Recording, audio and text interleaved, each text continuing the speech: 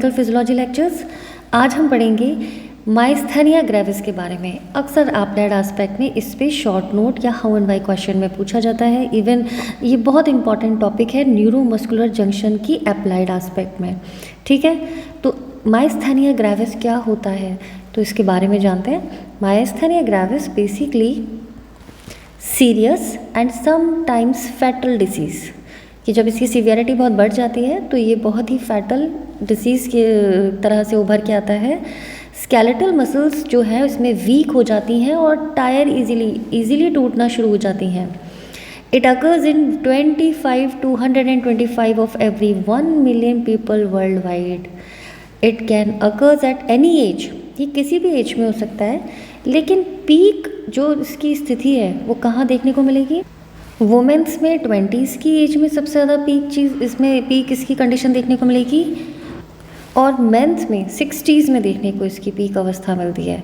तो ये बहुत इंपॉर्टेंट एक क्लिनिकल नॉलेज के लिए बिहाफ पे एक बहुत इंपॉर्टेंट क्वेश्चन बनता है, ध्यान रखिएगा, आगे काम आएगा मेडिसिन में।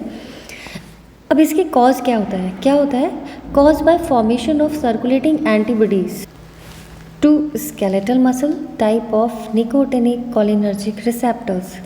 तो सबसे इम्पॉर्टेंट चीज़ ध्यान रखनी है, ऑटो इम्यून डिसीज़ है।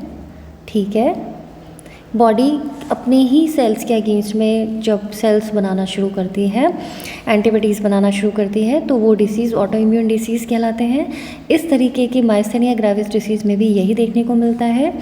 क्या मतलब है इस लाइन का, देखिए हमने आपको न्यूरोमस्कुलर जंक्शन में पढ़ाया था कि जो एसिटाइल कोलिन रिलीज़ होता है सिनेप्टिक क्लेफ्ट में, वो कहाँ बाइंड होता है, nicotinic acetyl choline nicotinic cholinergic receptors पे। ठीक है, यहाँ बाइंड करता है और उसके बाद ही इसमें एंड प्लेट पोटेंशियल डेवलप होता है। सोडियम आयन अंदर की तरफ जाते हैं बाहर से और एक्शन पोटेंशियल जो है प्रोपोगेटेड डेवलप होता है। अब होता क्या है कि इस तरीके के डिसीज़ में ये जो रिसेप्टर्स हैं निकोटिनिक, इनके अगेंस्ट में एंटीबॉडीज़ बन जाती हैं। तो होता क्या है कि जो एसिटाइल कोलिन यहाँ रिलीज़ हुआ, एंटीबॉडीज़ इसके साथ एक कह सकते हैं द्वंद्व करती हैं और ये खुद एंटीबॉडीज़ इस एसिटाइल कोलिन को बाइंड अप नहीं होने देती निकोटिनिक कोलिनर्जिक रिसेप्टर्स पे, पहली चीज़। दूसरा, ये एंटीबॉडीज़ बहुत सारे रिसेप्टर्स को डिस्ट्रॉय भी कर देती हैं, तो नंबर ऑफ रिसेप्टर्स भी कम हो जाता है और एसिटाइल कोलिन की बाइंडिंग विद रिसेप्टर्स से ये भी कम हो जाती है। इन दोनों परिस्थितियों में होता ये है कि जो नर्व से सिग्नल आया है मसल के कॉन्ट्रैक्ट होने के लिए, वो कहीं ना कहीं डिमिनिश हो जाता है। ठीक है, सो फाइनली मसल्स जो है वो वीक हो जाती है, टायर हो जाती है, फटिग हो जाती है। ठीक है, डिपेंड्स अपॉन द सीवियरिटी। तो अब इसको हम अपनी ही भाषा में कैसे लिखेंगे इंग्लिश में, antibodies against nicotinic cholinergic receptors destroy some receptors and bind to neighbouring other receptors. तो दोनों तरीके से उसने रिसेप्टर्स को ऑक्यूपाई कर लिया, कुछ रिसेप्टर्स के साथ खुद बाइंड अप हो गए एंटीबॉडीज और कुछ रिसेप्टर्स को तो डिस्ट्रॉय कर दिया। And trigger their removal by endocytosis, और एंडोसाइटोसिस के थ्रू उनका रिमूवल भी शुरू कर दिया। That cause muscular transmission fails at low level of quantal release. तो होता ये है कि अगर लो लेवल पे एसिटाइल कोलिन रिलीज़ हो रहा है तो अधिक मात्रा में ये जो बने हुए एंटीबॉडीज़ हैं ये डिस्ट्रॉय कर देते हैं रिसेप्टर्स को, इसके साथ में ये एसिटाइल कोलिन को बाइंड भी नहीं होने देते, खुद बाइंड होते हैं रिसेप्टर्स के साथ। तो अगर अमाउंट इसका इंक्रीज़ हो जाए तो उस कंडीशन में एक कंपटीशन हो जाएगा कि भाई एसिटाइल कोलिन का अमाउंट ज़्यादा है, तब तो ये चीज़ जो है थोड़ी बहुत कम इफ़ेक्टिव होगी। लेकिन अगर लो लेवल पे रिलीज़ हो रहा है एसिटाइल कोलिन, उस कंडीशन में न्यूरोमस्कुलर ट्रांसमिशन जो है वो फेल हो जाता है, which leads major clinical feature of the disease. और इसकी वजह से बहुत मेजर क्लिनिकल फीचर जो है डिसीज़ का वो उभर के सामने आता है, और वो क्या होता है, मसल फटिग विद सस्टेन्ड और रिपीटेड एक्टिविटी। मसल फटिग हो जाती है क्योंकि एक सस्टेन्ड कंटिन्यूस और रिपीटेड बार बार वही एक्टिविटी आती है। तो इससे दो मेजर डिसीज़ फॉर्म जो है वो डिसीज़ का जो फिल्म है वो दो तरीके से सामने आके प्रदर्शित होती है। पहली कैसी है, फर्स्ट फॉर्म जो है सबसे इम्पॉर्टेंट जो देखने को मिलता है इसका जो क्लिनिकल इम्प्लीकेशन वो ये है कि extra ocular muscles are primarily affected. तो आइज़ की जो एक्स्ट्रा ऑक्यूलर मसल्स हैं वो सबसे पहले प्राइमरी अफेक्ट होती हैं। इसकी जो दूसरी या सेकेंड फॉर्म है उसमें बॉडी में जनरलाइज्ड स्केलेटल मसल में वीकनेस हो जाती है। जब हम इसकी सीवियर केसेस के बारे में बात करें, in severe cases all muscles including diaphragm become weak.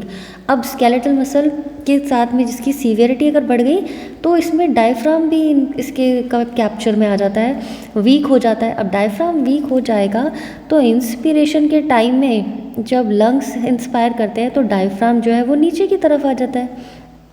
लेकिन अगर ये मसल वीक हो गई तो लंग्स ये नीचे की तरफ नहीं आएगा और लंग्स को पूरा एक्सपैंड होने का मौका ही नहीं मिलेगा। This leads to respiratory failure. इसकी वजह से रेस्पिरेटरी फेलियर हो जाएगा और death can ensure. Major structural abnormalities की अगर हम बात करें तो क्या हो जाता है, पहला appearance of sparse shallow and abnormal wide और absent synaptic cleft in motor end plate. कि जो सिनेप्टिक क्लेफ्ट है जहाँ पे एसिटाइलकोलिन रिलीज़ हो रहा है वो कम हो जाती है, जितनी उसकी स्पेस होनी चाहिए छोटी हो जाती है, ठीक है। इसके और कई बार कंडीशन होती है कि वो होती ही नहीं है, एब्सेंट ही नहीं होती, तो एसिटाइलकोलिन को बाहर रिलीज होके अपना स्पेस ही नहीं मिलता। So post synaptic membrane has a reduced response to acetylcholine. और ये भी तब जब 70 to 90% ऑलरेडी रिसेप्टर्स का नंबर डिस्ट्रॉय हो चुका है एंड प्लेट पे, चूँकि यहाँ पे एंटीबॉडीज़ बन गई थी तो ये सिवियरिटी आ गई, स्ट्रक्चरल एबनॉर्मेलिटीज़ क्रिएट कर दी इसने।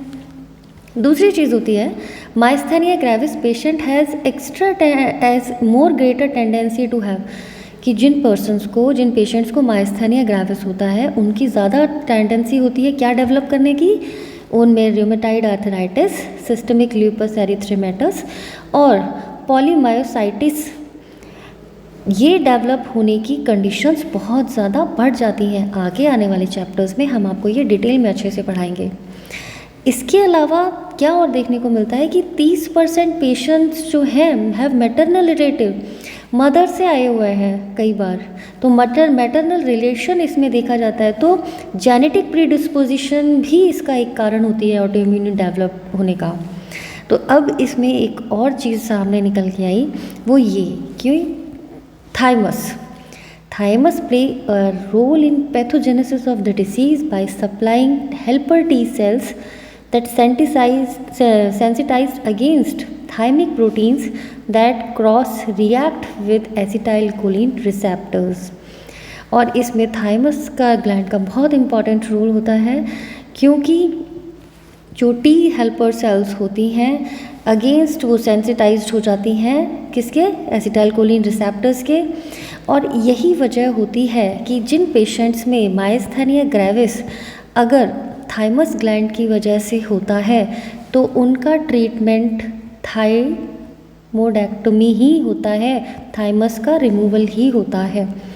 यानी अब हम इसके अब थेरेप्टिक हाइलाइट्स देखें तो सबसे इम्पॉर्टेंट कि रेस्ट, जब आप रेस्ट करेंगे तो बहुत ज़्यादा इफेक्ट आपको शो नहीं होगा। वर्क करने पर मसल्स में बहुत जल्दी थकान, टायर्डनेस और फटिग डेवलप होना शुरू हो जाएगा। दूसरा होता है यानी रेस्ट किया जाए, दूसरा होता है एसिटाइलकोलिन एस्ट्रेज इनहिबिटर। अगर एसिटाइलकोलिन एस्ट्रेज इनहिबिटर दिया जाए तो वो इनहिबिटर ये क्या करता है, ये एसिटाइलकोलिन को एसिटाइल प्लस कोलिन में तोड़ देता है। और अगर इसका इनहिबिटर दे दिया जाए तो ये टूटना जो है वो बंद हो जाएगा। ये एसिटाइल और कोलिन का जब टूटना बंद हो जाएगा तो ज़्यादा देर तक, ज़्यादा समय एसिटाइल कोलिन इस सिनेप्टिक क्लेफ्ट में पड़ा रहेगा, जिससे ज़्यादा टाइम मिल जाएगा availability to bind with the nicotinic receptors. तो ये एक प्रोसेस है एसिटाइल कोलिन एस्ट्रेज इनहिबिटर देने का। इसमें एग्जाम्पल में आते हैं नियोस्टिग्मीन एंड अदर ड्रग्स के साथ पाइरिडोस्टिग्मीन। इसमें MCQs आपसे कई बार पूछ लिए जाते हैं। सो मैकेनिज्म बिल्कुल वही जैसे हमने आपको समझाया कि cholinesterase inhibitor prevent metabolism of acetylcholine तो टूटने नहीं देगा, तो एसिटाइल कोलिन ज़्यादा देर तक उस क्लेफ्ट में रहेगा, कंपनसेट कर देगा normal decline in neurotransmitter release during repeated stimulation. और इसका इफेक्ट देखने को क्या मिलेगा, मसल में जो वीकनेस है वो इम्प्रूव होना शुरू होती है। ऐसे ही रेस्ट में ज़्यादा देर रेस्ट करने से वीकनेस जो है वो कम हो जाती है। ठीक है, नेक्स्ट आती है इम्यूनो सप्रेसिव ड्रग्स, क्योंकि ये ऑटो इम्यून डिसऑर्डर है तो ऑटो इम्यून की वजह से इम्यूनो सप्रेसिव ड्रग्स भी इफेक्टिव होती हैं, जिसमें हम ये एग्जाम्पल में लेके देखते हैं प्रेडनिसोन है, एजाथियोप्राइन है और साइक्लोस्पोरिन है। एग्जाम्पल्स में ये पूछा जाता है, आप चाहे आगे फार्मा में पढ़ेंगे, मेडिसिन में पढ़ेंगे, तो ये आपको ड्रग्स के नेम और इनके मैकेनिज्म ऑफ एक्शन मालूम होने चाहिए। तो ये ड्रग्स क्या करेंगे, can suppress antibody production, antibody का प्रोडक्शन कम कर देंगे, improve muscle strength in some patients.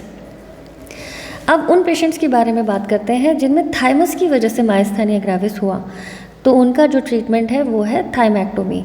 तो thymectomy it is indicated specially if a thymoma is suspected in development of myasthenia gravis.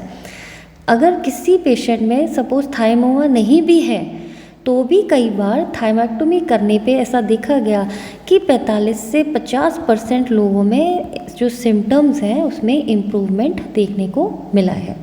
ठीक है, तो ये एक स्मॉल बड़ा इम्पॉर्टेंट चैप्टर था, आप ध्यान से इसको पढ़िएगा, आगे तक काम आएगा कि मायस्थेनिया ग्रेविस जो है वो क्या होता है, कैसे होता है, ट्रीटमेंट में क्या लेना इम्पॉर्टेंट होता है। तो ये पूरा जो इसका रिलेटेड इसकी जो इम्पॉर्टेंस है वो इस चैप्टर से कवर होती है। एंड आई होप आपको चैप्टर समझ में आया होगा और आप इससे रिलेटेड क्वेश्चन के आंसर्स दे पाएंगे। तो अगर आपको चैप्टर अच्छा लगा हो, समझ में आया हो, तो please like and subscribe my channel. Wish you all the best. मेरे नोट्स टेलीग्राम लिंक पे अवेलेबल हैं, आप ज्वाइन कर सकते हैं। Thank you, good luck to you.